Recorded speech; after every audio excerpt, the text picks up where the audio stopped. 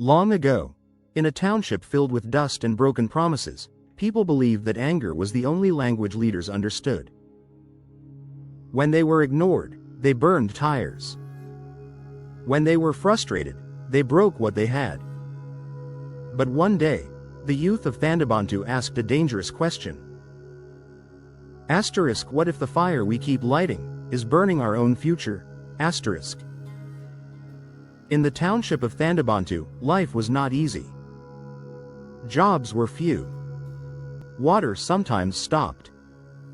Electricity came and went. The clinic was overcrowded.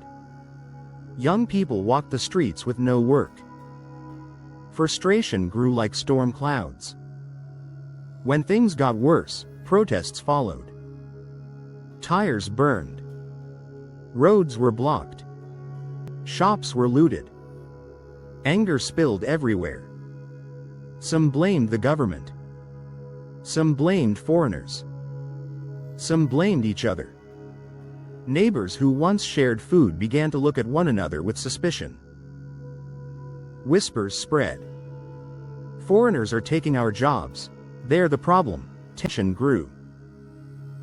But one afternoon, the youth gathered in the dusty square. They were tired, not just of poverty, but of fighting.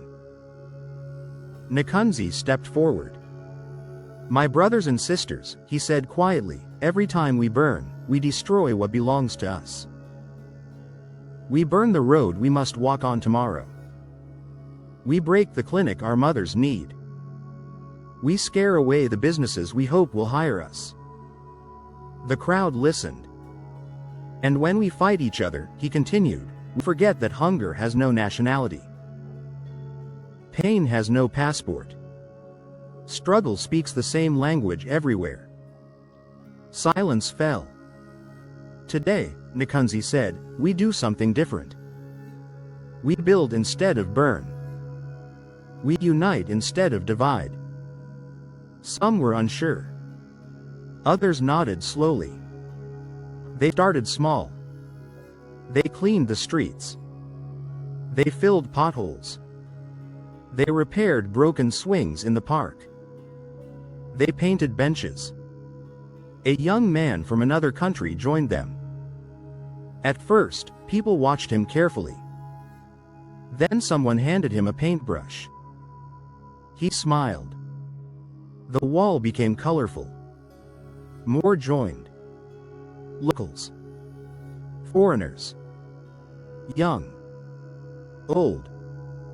They worked side by side. They started a recycling project. Plastic became income. Old tires became garden planters. Glass bottles became decorations. Young people learned skills. Carpentry. Painting. Repair work. Urban gardening. They planted vegetables in empty spaces. Spinach. Tomatoes. Onions. Food grew. Hope grew. Instead of blocking roads, they invited leaders to see their work. Instead of burning tires, they displayed messages. Unity builds. Work creates dignity. Together we rise. The township changed slowly. Crime decreased. Children played safely. Small businesses opened. People began to talk again, not argue. And something else changed. When outsiders came to divide them, the community stood together. Nkunzi reminded them, when we fight each other, we remain weak. When we build together, we become strong. The government noticed. They saw a community that was organized, disciplined, peaceful but determined. Partnerships began. Services improved. But this time, the people did not wait. They continued working. Thandabantu became an example. Strong outro, enhanced, and the elders now tell this story to the young. Anger can destroy in one night, but unity can build for generations. Burning tires makes smoke, but working together creates light. Blaming others closes doors, but building together opens them. So if your township feels forgotten, do not burn it. Do not divide it.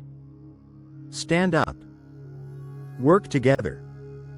Protect what you have. Because the strongest protest is a community that refuses to destroy itself. The future is not built with fire, it is built with hands that choose unity.